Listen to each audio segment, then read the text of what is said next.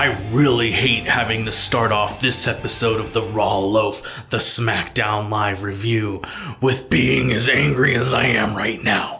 But when the show starts off with The Miz, it's a mistake. They should just not call it mistakes anymore. They should just call it Miz Cheats. And he comes out and he makes fun of Daniel Bryan's original retirement speech. He even tried crying, and Maurice is out there trying to make things all better. Both of them are complete dorks or nerds. One of the two. But I will tell you this, everything got so much better when Daniel Bryan came out and he didn't call them dorks, he didn't call them nerds. Coward. That's all he needed to say. And sometimes, as they say, less is more. And I think one of the best things said all night, all month, perhaps even all year, was when Daniel Bryan said The Miz is a Hollywood star cosplaying as a professional wrestler. Woo, and this fire just kept getting fanned when Maurice told Daniel Bryan that he should be called Daniel Bella, which of course infuriated Brie. She ran out there. By the time she got out to the ring, Maurice had rolled out of the ring, so she just went to town on The Miz, punching and punching and punching. Daniel Bryan got in the ring, knocked out The Miz, and the two of them stood there. Oh! And while they're in the ring, Daniel Bryan just goes, oh, hey, by the way, I talked to Paige. We have a mixed tag match at Hell in a Cell. And oh my God, I hope it's in a Hell in a Cell. That would be so much fun. And after we come back from commercial break, of course, The Miz and Maurice are walking around. I would have talked to Paige because they feel like they've been wronged somehow. But Paige is like, your match at SummerSlam is gonna be awesome. Now, don't you worry. Never again, I promise you, will I ever use another accent. Next up, we have the pretty anticipated match between Jeff Hardy and Randy Orton. And kind of at the beginning of this match, Randy Orton is like a butt slap to Jeff Hardy as Jeff Hardy's climbing to the turnbuckle. But throughout this match, if you did watch Jeff Hardy's attempt to win the United States Championships from Shinsuke Nakamura at SummerSlam, then you would know that his lower back hit the ring apron at one point in that match, and you could tell he's still suffering tonight from it. And we see that sadistic side of Randy Orton come back out, and he shoves his finger back into the earlobe of Jeff Hardy, and he is just branching on it. Oh my! But the thing is they cut to some girl in the crowd who was like, lady, why you hate Jeff Hardy? And after Orton pulls on the ear, Jeff Hardy knocks down Orton, and he's gonna set him up for what it looks like his double leg drop to the midsection. No, Jeff Hardy just stomps on the groin. Match is done. Randy Orton wins because of a disqualification, and then the fight breaks out. They go outside of the ring. Jeff Hardy just beats him with everything, takes him out to like the tech area for the show, beats him with the camera, beats him with the chairs, beats him with the barricade, and finally he puts him up onto a table. And then he gets on some staging boxes, and then he does a swanton dive, taking out Randy Orton. And I would not be surprised if we don't see Randy Orton for a while. That's probably the reason why he won't show up again for a long time. After the commercial break, we see Renee Young in the back, and she's talking to the bar. And the bar says they want the winners of the no disqualification match between the Bludgeon Brothers and the New Day. And then the Good Brothers show up, and boy howdy, they said they're auditioning for the kickoff panels to any show apparently, and they even wore the jackets, and I thought they were very good. They even wore glasses. Oh, it was very entertaining. I would watch those two guys on a kickoff panel by themselves for an hour. But in the end, the Good Brothers and the Bar are probably going to have a match to see who the #1 contenders are, which makes a little more sense than just the Bar just getting to do it, you know? The next match we're going to cover on the Raw Loaf's review of SmackDown Live is Peyton Royce taking on Naomi. But before the match began, the Iconics, Peyton Royce and Billie Kay, came down, and of course they love to chit-chat. As they say during the match, the commentators call them little chirping birds or something. Billie Kay asks the question to Peyton, what is overrated, loud, obnoxious, and has flashing lights everywhere? And Of course, Peyton says Brooklyn. Boo, Brooklyn's cool. I've been to New York. I like Brooklyn. And then Billie Kay's like, no, that's not the answer, of course. Oh, you mean Naomi? Well, one of the things you get from the Raw Loaf is the actual answer to that question, and that is Peyton Royce after she gets kicked in the face. Now, right before the match starts, we're told that Domino's, the pizza chain, is sponsoring this match. And does that mean that if I eat Domino's every single day, I get to go out with girls like Peyton Royce and Naomi and Billie Kay? Like, not just go out with them, but I get to like hold their hands and take them to movies? Everybody, I found the secret. If we just eat Domino's every day, we get to go out with really good looking girls that are super successful and rich. Now, if any of you in the Raw Loaf Galaxy actually try this and it works, make sure to slide into my DMs on Twitter, because let me know about it, because I want to have you on the Raw Loaf. So we get some pretty good action in this match. Naomi hits the split sit. At one point, Billie Kay is distracting Naomi, and Peyton Royce, whoo, she did quite the spinning heel kick to the back of Naomi's head. And of course, when you're fighting two people instead of just one, usually it doesn't work out in your favor. And in this case, Naomi gets distracted by Billie Kay. Peyton Royce takes advantage, hits her with the fisherman's suplex with a bridge for the 1, 2, 3. Now we're in the locker room where we find out that Big E enjoys eating ribs while he's getting his ribs worked on. So Kofi Kingston and Xavier Woods come in to let Big E know, hey man, don't worry about it. We're gonna win those titles from the Bludgeon Brothers. And when we do, we're gonna become the 5-time WWE Tag Team Champions. But I think the most important note from this segment is that we see Big E doing nothing when they're wiggling their hips.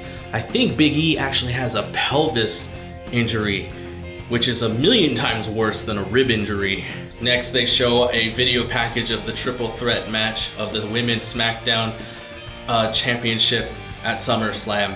Whew! And Becky Lynch's music hits and she comes out and she is all business, buddy. She comes out there and she just tells everybody, it's all about me.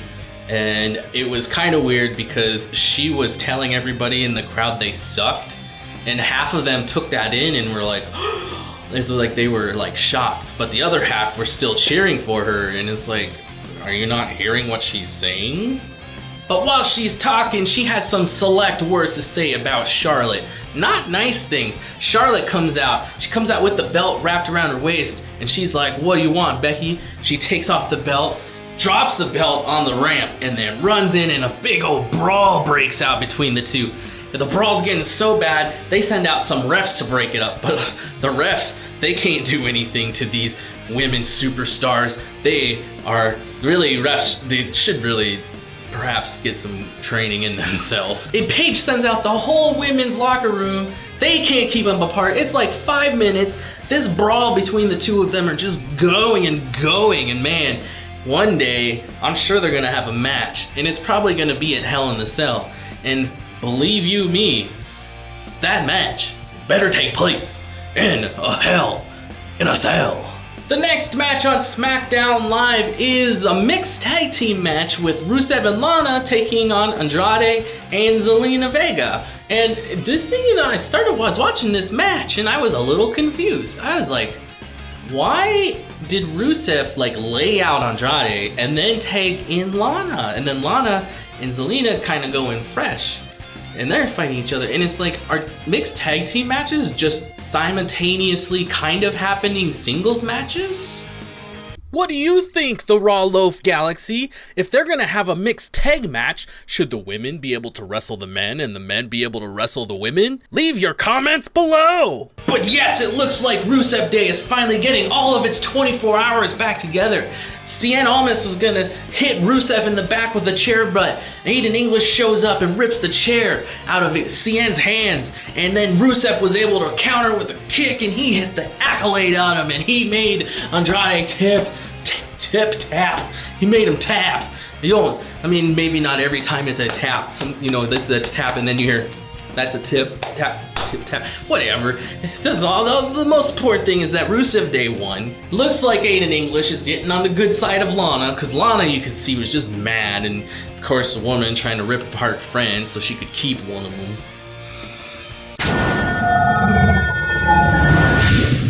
Woo, woo, woo! And then Shinsuke Nakamura's name appears on the screen, and since he's the United States champion, he's like, "Welcome to the United States of Nakamerica."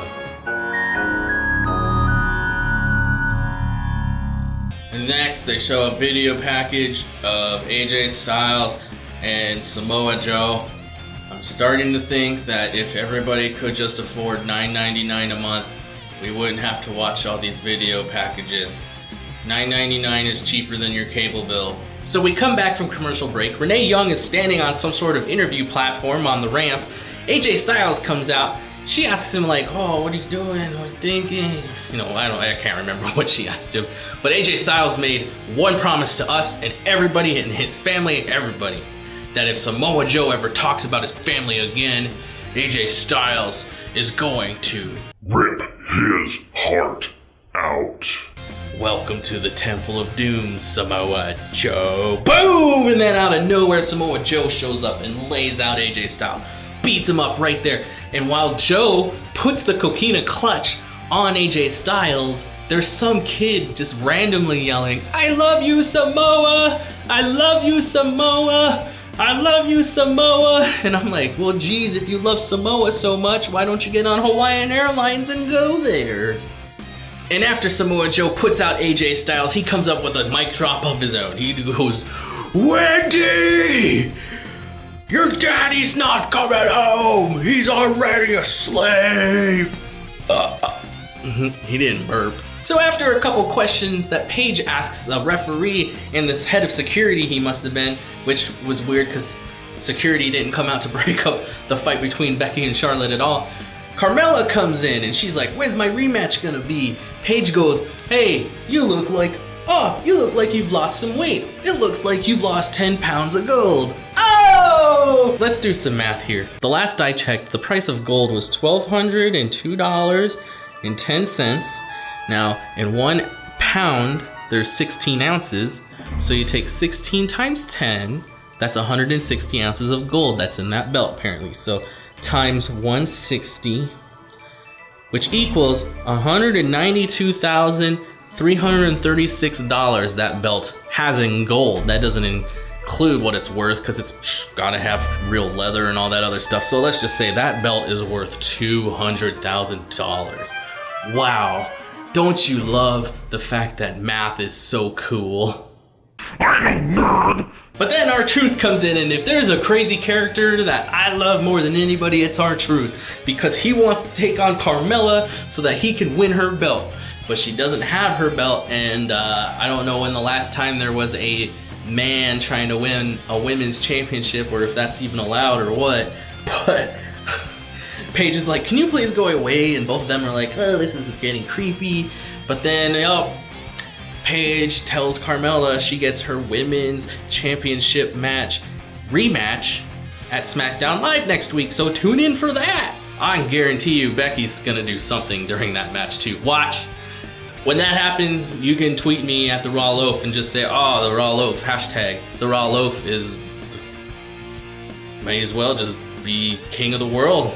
So last up, we have the New Day in the Bludgeon Brothers in a no disqualification match for the Tag Team Championship belts from SmackDown. And boy, howdy, let me tell you, this is a match for the ages, kind of. It's more of a brutality against the New Day for ages. Whew. Kofi, I don't know how he was standing at the end of this match. He got 2 big boots to the face from each of Harper and Rowan, and he should have been down for like the count after those. He also had a chair thrown into his face. This whole match for almost like 20 minutes, it felt like it was just the Bludgeon Brothers just beating down. They said it was a no disqualification match, but honestly, it looks like it was a Hey, tables, I can't get, what am I with this twice tonight? I've been like, what is up with tables? But it turned into a tables, ladders, and chairs match.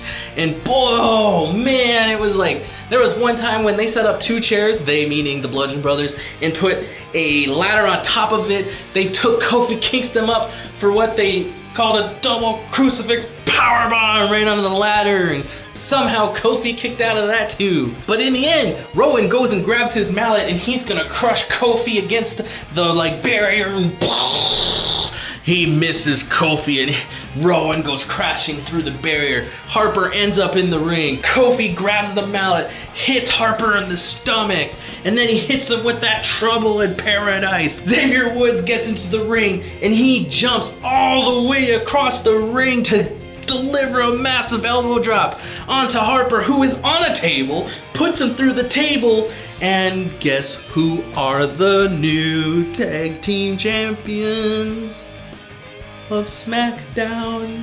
What is with my singing lately? Ever since the tweet of last week on my Raw review yesterday, boy howdy, I've been wanting to sing. Thanks for tuning into this edition of the Raw Loaf, covering SmackDown Live from August 21st, 2018. I really hope you enjoyed this episode. If you did, please share it with everybody in the world that you know. You can follow me at The Raw Loaf or at BLoafX is me. The Raw Loaf is for the show, so do whatever one, or do both of them. Oh, that would be cool. Facebook.com/The Raw Loaf, YouTube.com/The Raw Loaf. If you could subscribe, that would be the best, and it would also be super awesome if you could leave comments. Am I saying things that you like? Am I saying things that you don't like?